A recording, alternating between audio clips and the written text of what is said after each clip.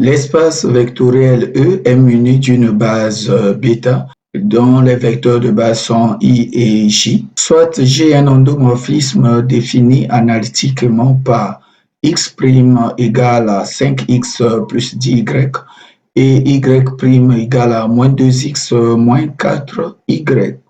Question numéro 1, petit a, exprimer les vecteurs Gi et Gj en fonction des vecteurs I et J. Petit b, déterminer la matrice M de l'endomorphisme G dans la base IJ. Petit c, G est-il un automorphisme de E? 2. Petit a, déterminer la nature de l'endomorphisme G. Petit b, déterminer les éléments caractéristiques de G. Alors, voici notre exercice que nous allons répondre aux questions posées. Alors, question 1, petit a, exprimer les vecteurs G, I et Gj en fonction des vecteurs de base I et J. Alors, ici, la première des choses, nous définissons deux vecteurs U et U', qui sont deux vecteurs de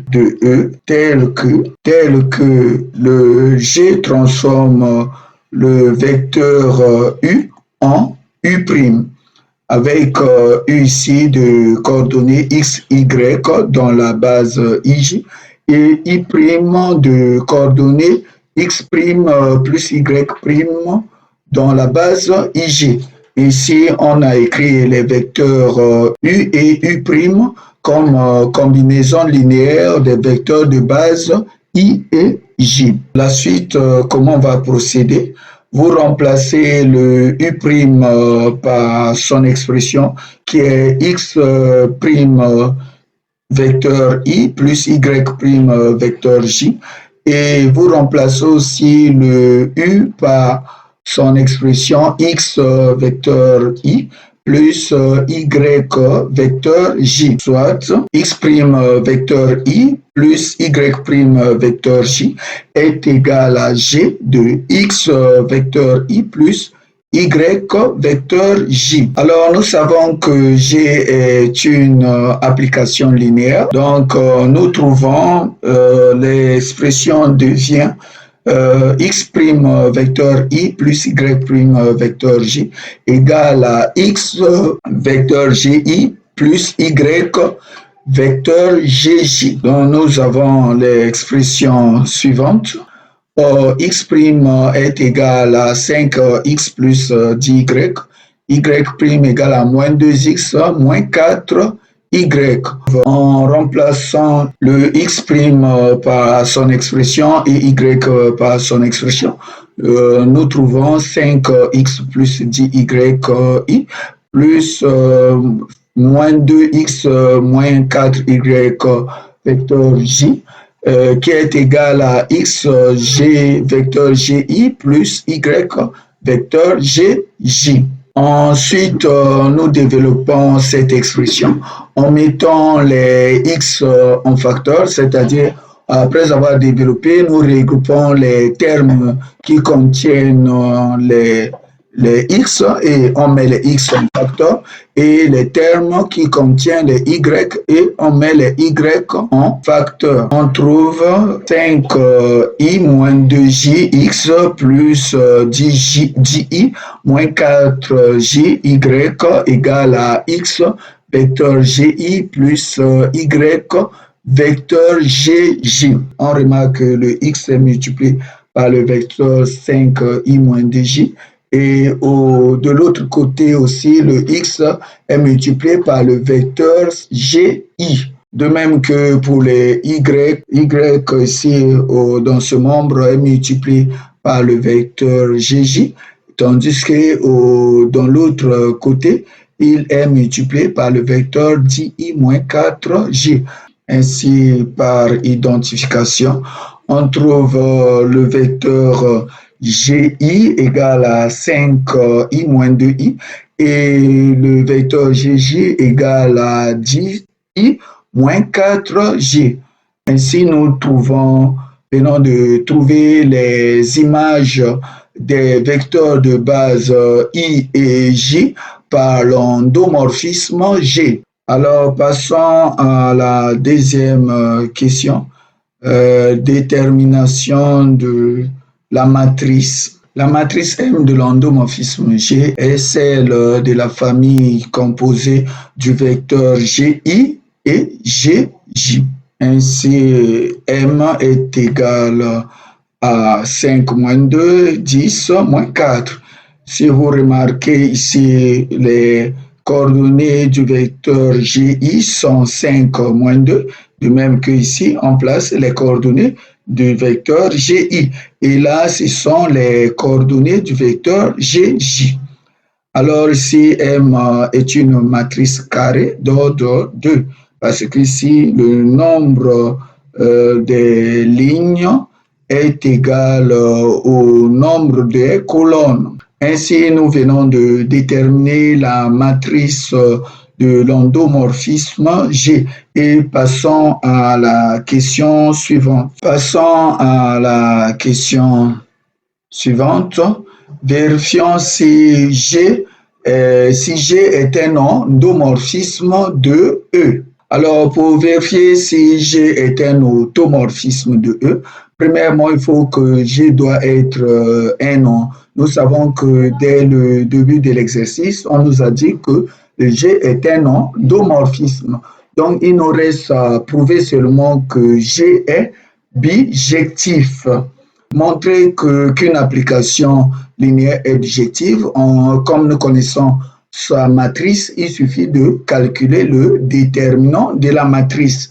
Et si la matrice, déterminant de la matrice vous donne 0, alors donc dans ce cas, G n'est pas un automorphisme. Si c'est là le déterminant est différent de 0, donc nous allons conclure que G est un automorphisme. Alors calculons le déterminant de G, qui est le déterminant de la matrice. La matrice de l'endomorphisme est celle-ci. Alors, calculer le déterminant de G, ça revient à calculer le déterminant formé par les vecteurs GI et GJ, qui est égal au déterminant suivant. Ici, donc, nous calculons le produit de ces deux valeurs moins le produit des deux autres. En calculant ce déterminant, nous trouvons le déterminant de G ici est égal à 0. Ainsi, nous concluons que G n'est pas un automorphisme. Donc, c'est un endomorphisme dont le déterminant est égal à 0. Alors, G n'est pas un automorphisme. Passons à la question de petit a, déterminer la nature de l'endomorphisme G. Ici, nous pouvons procéder par deux méthodes. Par des méthodes, la méthode de la matrice et la méthode des images des vecteurs de base. Alors, passons à la première méthode. Nous savons que notre endomorphisme G a pour matrice dont la première colonne est 5 moins 2 et la deuxième colonne 5 moins 4. Alors, nous allons calculer le produit de la matrice M par elle-même, c'est-à-dire M au carré. M au carré est égal à la matrice de M fois elle-même. Ici, les calculs sont faciles parce que nous avons une matrice carrée d'ordre 2. Alors, comment procéder ici? Ici, M carré est égal. Qu'est-ce que nous allons ici? Nous allons chercher, calculer le produit et trouver les valeurs que nous allons placer ici. Alors, nous commençons la première colonne avec la première ligne. Donc, on prend la première colonne avec la première ligne et ensuite la première colonne avec la deuxième ligne. Alors, nous commençons première colonne avec la première ligne. Nous commençons avec la première colonne. Donc, 5 fois 5, ça nous donne 25 et moins 2 fois 10, ça nous donne moins 20. 25 moins 20, nous trouvons 5. On trouve 5. Et ensuite, première colonne avec la deuxième ligne. Avec la deuxième ligne, nous multiplions 5 fois moins 2, ça nous donne moins 10. Et moins 2 fois moins 4, ça nous donne 8. Moins 10 plus 8 nous donne moins 2. Et ensuite, on passe à la deuxième colonne fois la première ligne. Alors, par conséquent, on trouve 50, 5 fois 10, 50, et moins 4 fois 10, 40. 50 moins 40 vous donne 10. Et enfin, la deuxième colonne avec la deuxième ligne. Donc, vous aurez 10 fois moins 2 qui nous donne moins 20 et moins 4 fois moins 4 qui vous donne 16. Moins 20 plus 16 est égal à moins 4. Ici, nous venons de trouver la matrice M au carré, que nous remarquons M carré est égal à la matrice M. Le fait que M carré est égal à M, ainsi G est une projection vectorielle de E.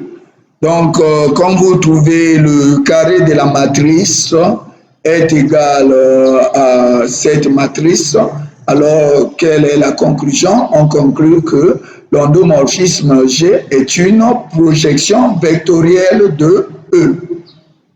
Alors, passons à la deuxième méthode. Pour la deuxième méthode, comme nous venons de dire, nous devons d'abord calculer le G rangé du vecteur I et ensuite G rangé du vecteur J. N'oubliez pas que I et J ici sont les vecteurs d'une base bêta associée à J. Premièrement, rappelons que le vecteur GI est égal à 5 vecteurs I moins 2 vecteurs J et le vecteur GJ est égal à 10 vecteurs I moins 4 vecteurs J. On va calculer d'abord le G rangé du vecteur I. G rangé du vecteur I est égal à G du vecteur GI, c'est-à-dire l'image du vecteur GI par G, l'endomorphisme G. Alors, ceci vous donne, en remplaçant le vecteur GI par son expression, alors nous aurons G de 5I moins 2J.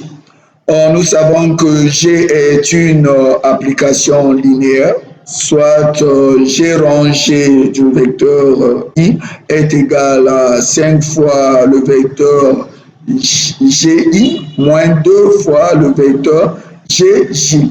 En remplaçant le vecteur GI et GJ par leur expression qui est ici sous forme de combinaison linéaire des vecteurs I et J, on trouve G rangé de I est égal à 5 facteurs de 5I moins 2J moins 2 fois 10I moins 4J qui est égal à 5 moins 2J. C'est-à-dire en développant, lorsque nous développons cette expression et puis nous simplifions, alors nous trouverons 5I moins 2J. Ainsi, nous concluons que or, ici, qu'est-ce qu'on a remarqué? Le G rangé de I égale à 5I moins 2J.